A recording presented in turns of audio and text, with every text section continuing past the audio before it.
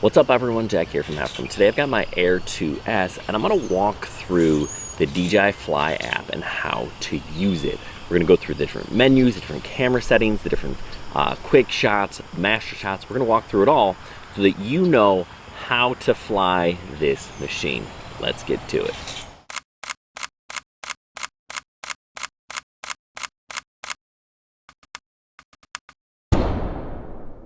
Okay, so the first thing you're going to want to do is open up the DJI Fly app and check to see if you need to update your firmware. If it's a brand new drone, chances are you do, and I've already updated the firmware twice on this drone in the last couple of days. So if it does, take the time and update the firmware. It could take anywhere from 2 minutes to 10 minutes, but it's definitely worth it to make sure that you're upgrading your drone. We're gonna go ahead and click in the lower right-hand corner, go fly, and we're gonna enter the drone. And you can see there may be a beginner flight tutorial. If you've never flown a drone, go through the tutorial, right? You get a pre-flight checklist, things to check before you fly. Your propellers, absolutely critical. Check the gimbal, the orientation, know what the front and the rear of the drone are, and then it kind of shows you how to use your antenna. Okay, you can walk through this tutorial, check the status of the hardware, right? Your flight info down at the bottom, your obstacle avoidance. You can see those sensors, they kind of light up at the top and the bottom. You can see above that little button on the right, those are your shooting modes. Okay, as you do your going through your pre-flight check, you can set your return to home altitude. I've got mine just under 100 feet. To take off, you can either tap that icon in the left with the arrow pointing up, or you can move the sticks down and in. I'm gonna go ahead and set my drone in a better place to take off. I'm gonna go ahead and tap the takeoff button, hold the little icon on the screen, and you can see that it takes off.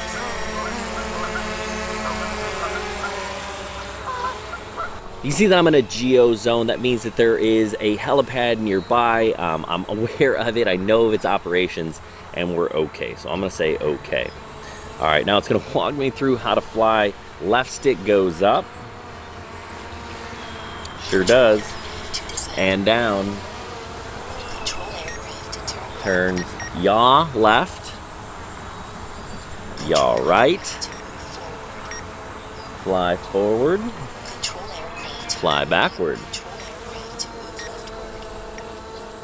Translate left. That's what they call it. Translate right. Return and landing. Tap here. We're going to do the return to home. Smart return to home. You have the obstacle avoidance during return to home, and you have the just straight up land. I'm gonna have it come back. I'm gonna bring it back and land it. And you can either hold down on the stick to land or hold that button and it will land. I see. It's okay. We land. All right, so we've gone through the tutorial. Now let's get at it. Take off.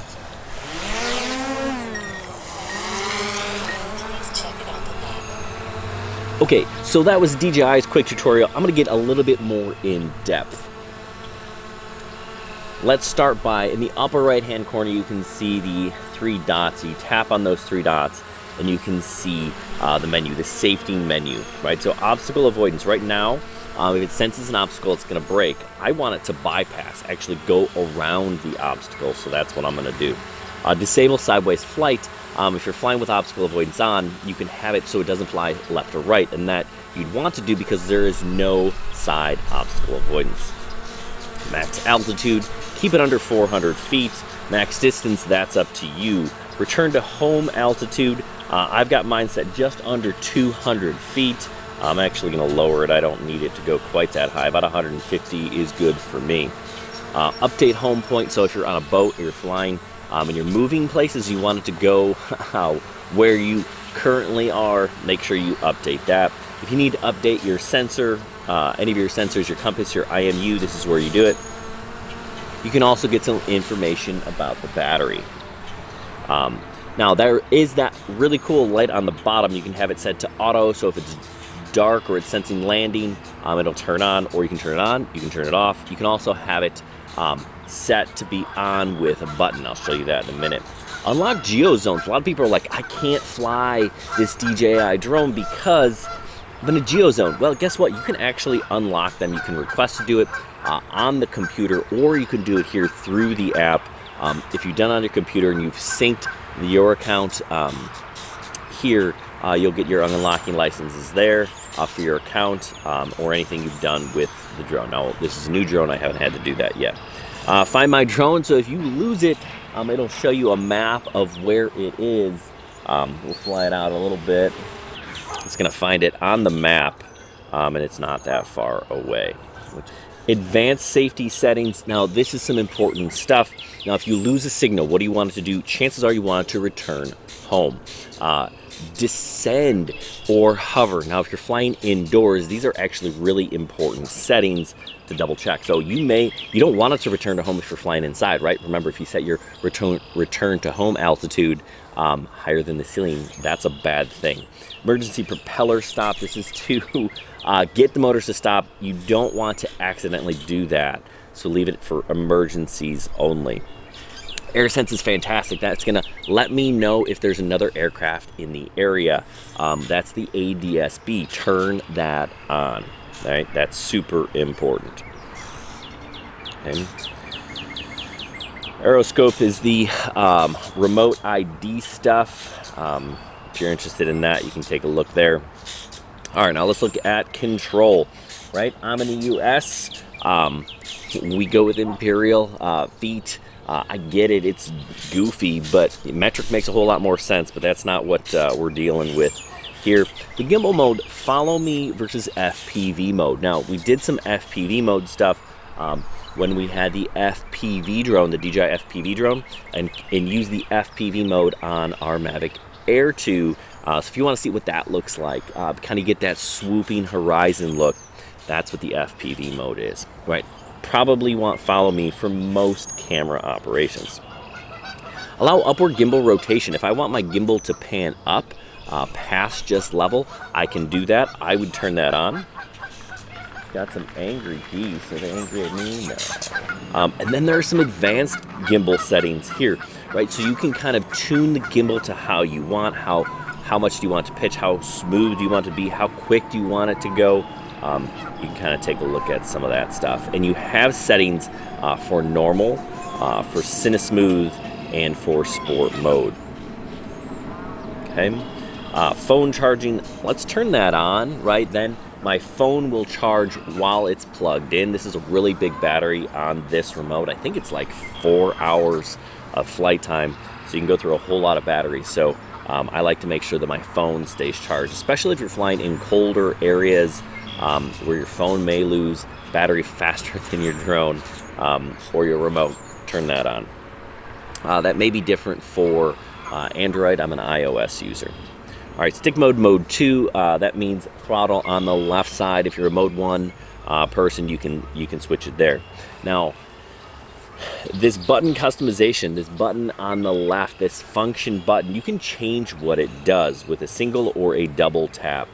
Right now, I have it set to auxiliary LED, so if I want to turn that light on the bottom, the landing light, I can do that.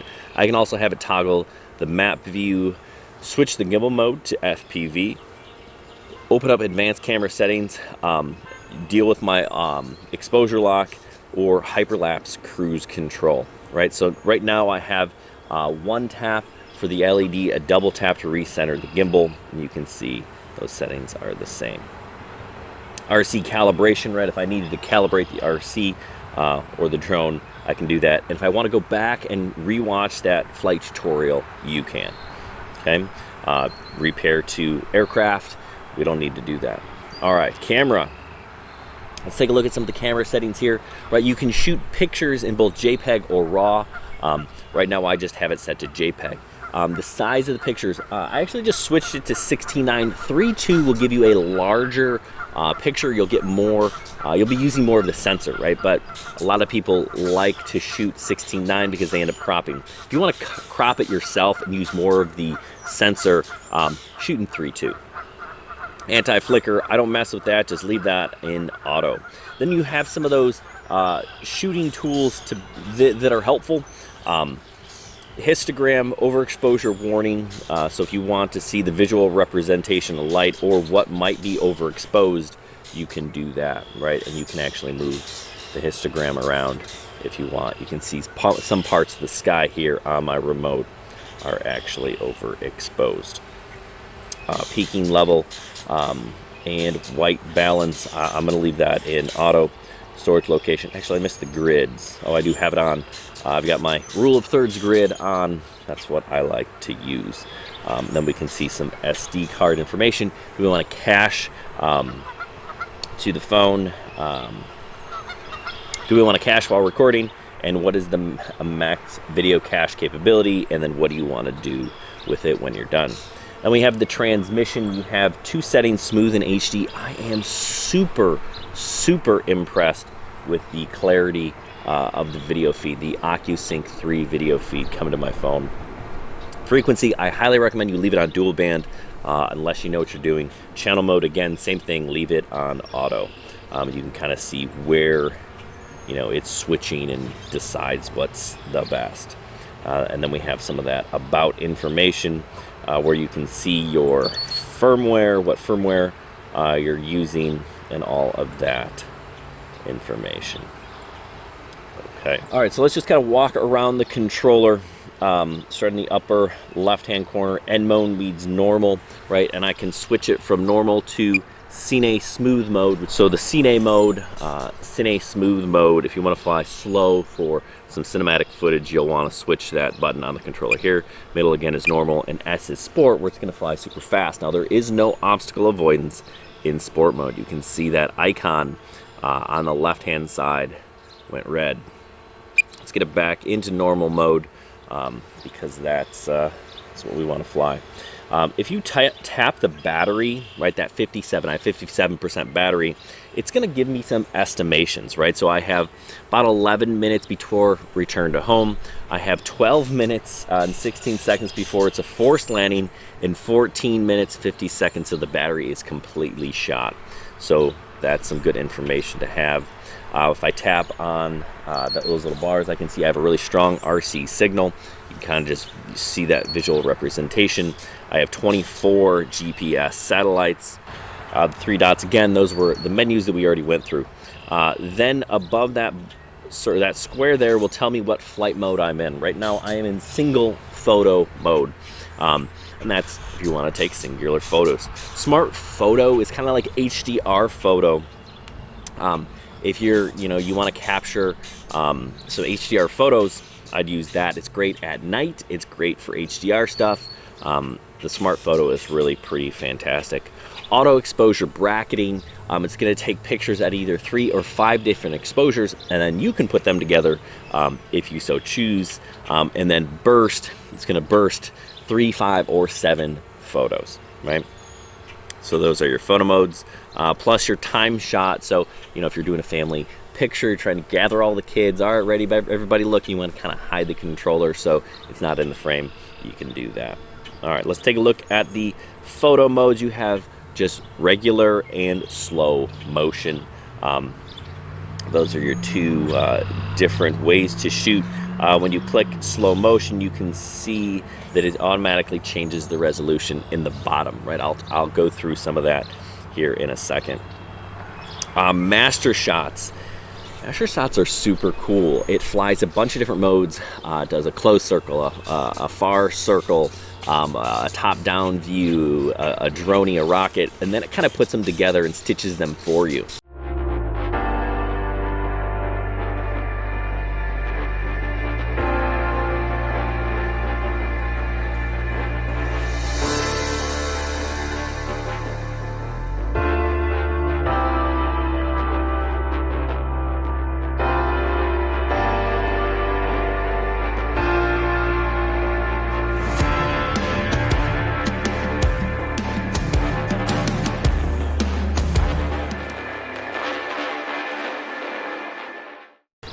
Quick shots, there are a handful. Droney is kind of an up and away. You can choose the distance, looks like up to, wow, 390 feet. Rocket is a straight up shot up to 250 feet. Circle, right, an orbit around an object. Helix is kind of a circular orbit up and away. You can choose a different distance from 40 to 380 feet. Boomerang kind of loops around, pretty cool. And then asteroid kind of creates that tiny planet effect. Another pretty neat shot. All right. And then we have some different hyperlapse modes. Free, where you can just kind of fly around and it'll snap those pictures. Circle, of course, it's going to circle. Course lock, it's going to stay on the course. Waypoints, you set the waypoints and it goes. You can see you did see that there is a way to kind of set a hyperlapse cruise control, which is definitely a neat feature. There are also 4 different panoramic modes. So underneath hyperlapse, you click on pano, you can see there's sphere, 180, wide angle, and vertical. So depending on what kind of shots you're looking for, there's that. All right, so let's take a look down here in the bottom right hand corner. You can see storage. If you tap on that, it'll tell you more information about your card. Res and FPS. All right, so you can change your resolution from 5.4K.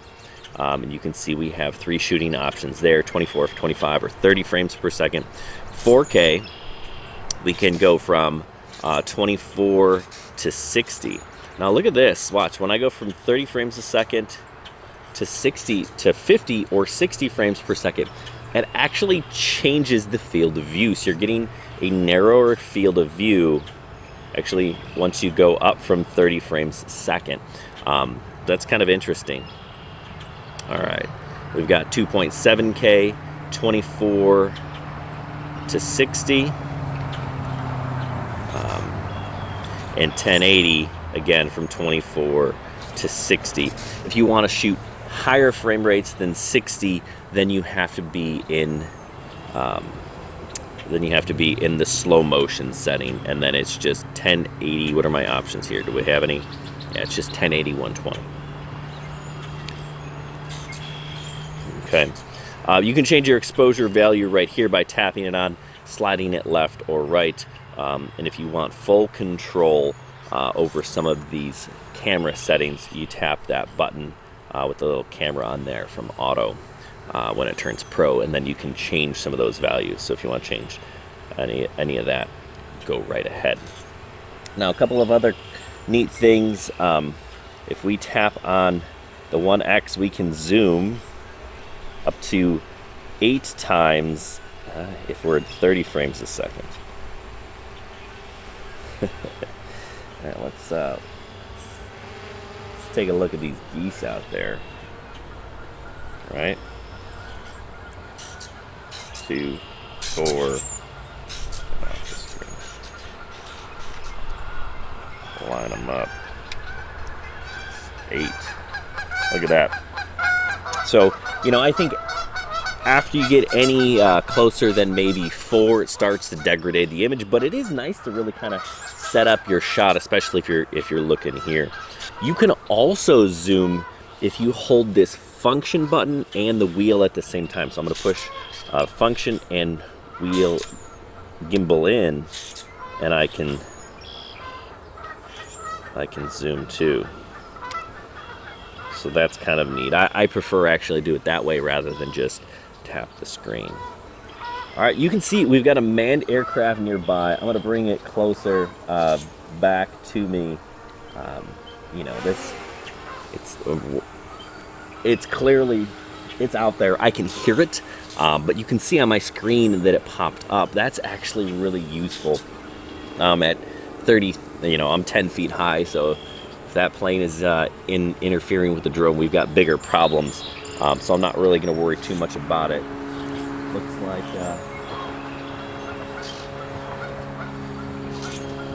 no, I can't see him. All right, other things, you can actually change the obstacle avoidance. If you tap that, we just turn this sideways off, so now I can't fly sideways. I can only go forward and back. because there are no side obstacle avoidance. I tap it again, and now I have the full A pass back on. And then of course there's my return to home. Things to know on the remote itself, right? We've got a camera button. This is your shutter button here. Okay, again, it's warning me that the airplane is closer. I hear it, it's a little bit louder.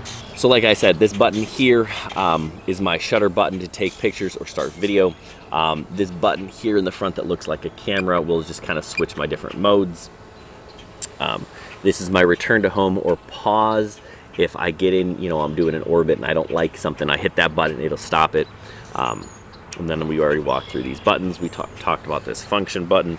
And then this here, this is your gimbal wheel to move your gimbal, to pitch your gimbal up, right? I turn my gimbal angle up so I can go up full 24 degrees, or you can angle straight down to 90 degrees. So it is nice to have some of that freedom to do lots of different gimbal movements. Underneath the record button, you see that kind of play icon. If you tap that, that'll pull up all of the pictures and videos that you have stored on the SD card. So if you want to take a look at them, I got a low battery, so we're gonna land actually. Okay, so let's tap that. We're landed here. Let's take a look at some of the pictures and photos, right? So you can see what we have on the aircraft. And you can see what we've already downloaded to our DJI Fly app. Now, you see in that lower right-hand button, that create, you can actually edit videos in here. Now, I have a whole video on how to do this. So I'm not gonna walk through it here, but just know that that exists. This is a video editor, and there are both templates or pro, where you can kind of do it all on your own. I hope this was helpful. Hopefully you learned a thing or two about the drone and the app. Now remember, this was early on in the release of this drone. DJI does consistently update their firmware and their software, so there may be a feature or two that they add to this to make it even better. If you haven't already, click that thumbs up, subscribe to the channel. We've got lots of content on this drone and all sorts of drones. Whether it's photography or FPV, that is your thing. We even review inexpensive drones, things down to $15. So from 15 bucks to $2,000, we pretty much cover them all. Hey, thanks for watching. Good luck and happy flying.